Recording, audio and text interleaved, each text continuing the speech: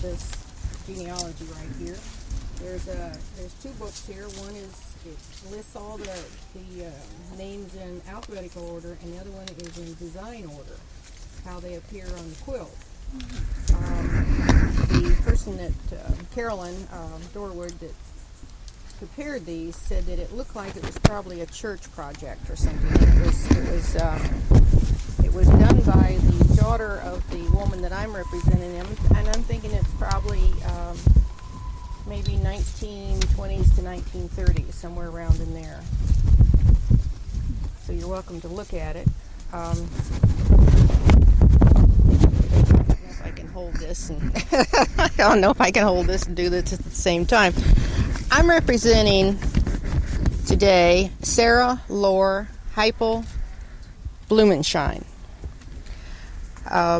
Both the Heiple family and the Lohr family came to Washington from the western part of Pennsylvania. Now, if you're ever out in Pennsylvania and you're on the Pennsylvania Turnpike, the turnpike goes right through a little town called Somerset. And on either side of you, the hills of Somerset will surround the turnpike, and there's an exit there that you can get off, and you can see the courthouse there. There's an old, probably 1906, 1908 courthouse there, and I really recommended stopping to see it. I stopped in last week before I knew where these people were from.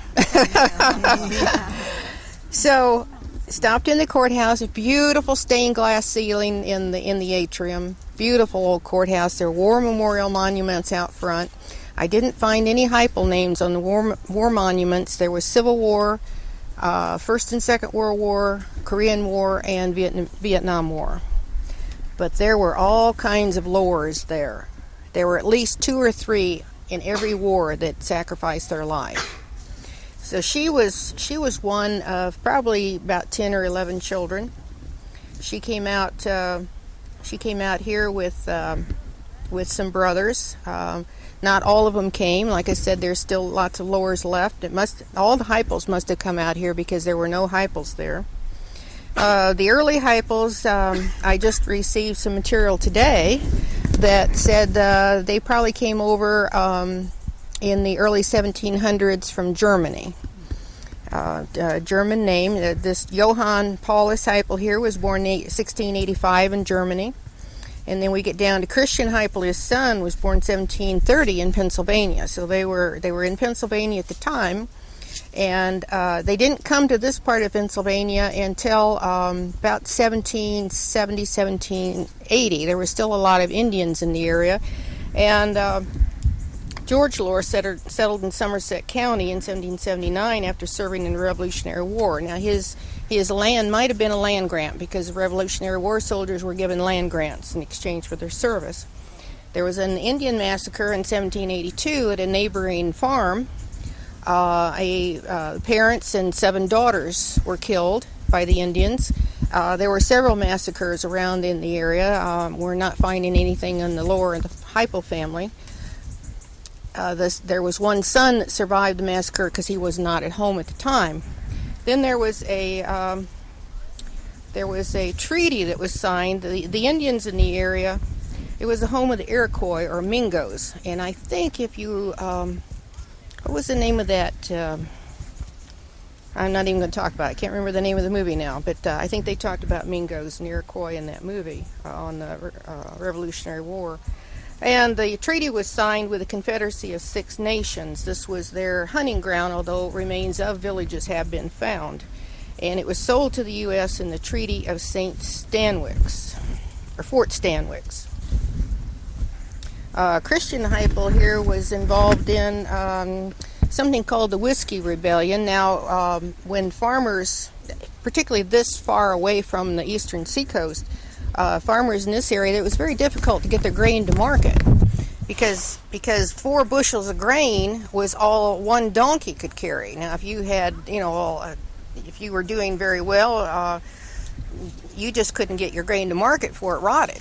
So a lot of grain, they raised rye, a lot of grain was converted to alcohol, whiskey.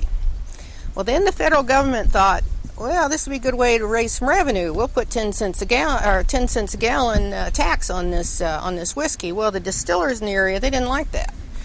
you know how taxes are. Nobody wants to pay taxes. So there was some, they weren't going to pay it. So the federal government sent out a force of 14,000 men to go talk to them about this. And then they straggled all over the countryside, and they ended up arresting 2 people and taking them back, and never did charge them. So it was a big fiasco. So then they started coming to Washington. They came to Washington at different times. These are the children here of Henry J. Heiple and Harriet Walker. They had come to Washington. They died in 1882 and 1895, and these are their children across here, and then it continues on the second page. And the person I'm portraying is Sarah Lohr is right here. She married Benjamin Franklin Heiple. He died in 1875, left her with 3 children under the age of 4 and pregnant with her 4th child. Yeah, he had come, let's see, his parents had come to Washington in 1856, and he came in 1858, and they had to take a wagon. They took a wagon down to where they could catch a boat that would take them down to the Ohio River, then down to the Mississippi, came up the Illinois River, landed on the east side of the Peoria River, across from Peoria, and then came by wagon to Peoria, or to Washington then. And he had 2 small children they brought with him. They were 3 and 5. He was in the grain business. He was an assessor, a town clerk for Washington Township. He was the first clerk after the city of Washington was organized. I'm sorry, I'm getting mixed up. This was Eli, his brother. Okay. They were all active in Washington businesses. I want to continue with Sarah here, talking about the children. Then, when her husband died in 1875, she married a man by the name of John Blumenshine in 1877. And I'll show you that right here. This is a picture of John William Blumenshine and his first wife, Anna Rohrbach. She was from Germany. She was born in Germany, and she came to Washington with her parents. He had these children with his first wife, and 4 of them died of TB. Some of them died before he married Sarah, and some of them died afterwards. Then when John Blumenshine and Sarah were married, this is their picture. These are probably wedding pictures. This was 1857, and this was 1877. Then they had these children here, and I don't have a lot of information on that Blumenshine side because this was concentrating on the Heiples. So I'll go back to the Heiples. These children that died of TB, as you came in the entrance up there, there's a monument up there with a fence around it with for William Holland, and there's some small monuments down that side of north side of the road there, and that's where these children are buried.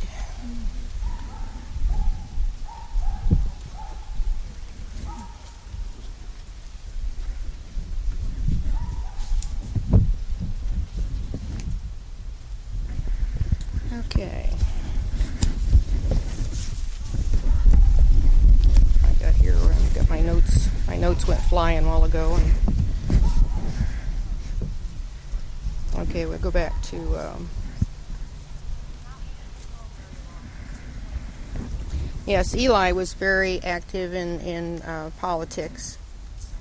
His son, Frank Snyder Heiple, Frank S. Heiple, he and his wife had 10 children, which are listed right here.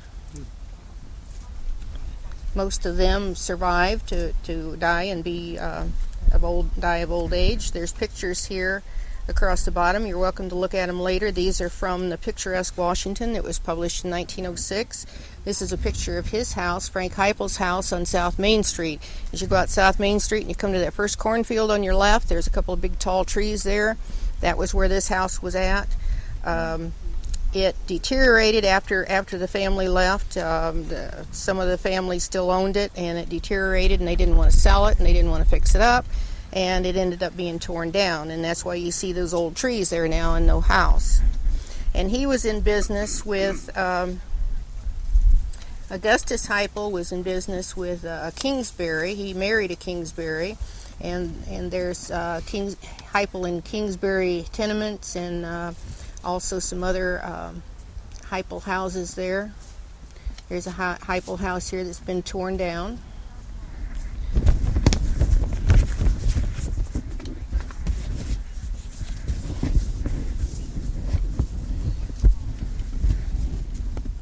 Robert Heiple, right here, born in 1875, he was a telegraph operator in Wisconsin, and he was a home builder and a home lover, and they called the newspaper in his obituary called him ambitious and almost to a fault, they say. There were some untimely deaths. One woman here found her husband hanging by a rope in the garage. One of the Heiple daughters.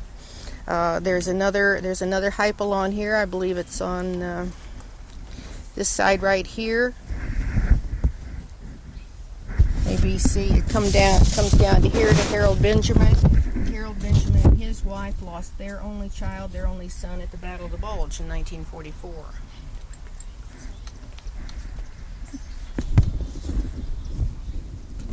There's an Elsie Heiple Guth. Her father was William, Sarah's granddaughter. She was 39, had an operation and died of peritonitis. She was an organist at the Evangelical Church, and she left children 6, 7, 14, and 18. There was one of the Hattie Heiple Rupel, Benjamin's daughter. Hattie here died of typhoid fever. There's one here that died 1918 when of the influenza. That was the big year of the influenza.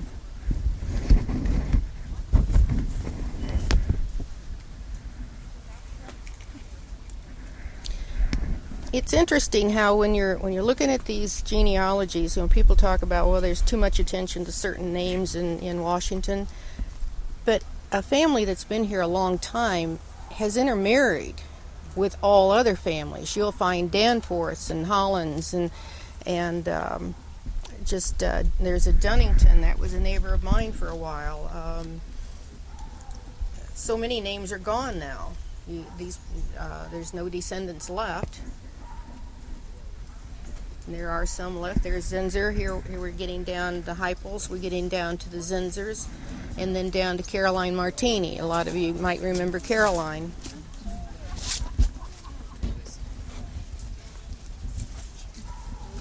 But Frank and Maud had 10 children, and had quite a line there. It's interesting how you wonder maybe if it's not genetics, like that with the case with the TB and all those children, the mother dying early and the children dying early like that. Is it a genetic thing that makes them susceptible to these kind of diseases? And whereas you get a woman that can have 10 children with no problem, most of them survive. But it was very difficult in that time period. Let's see, I did want to read something here. He's talking about the cemetery.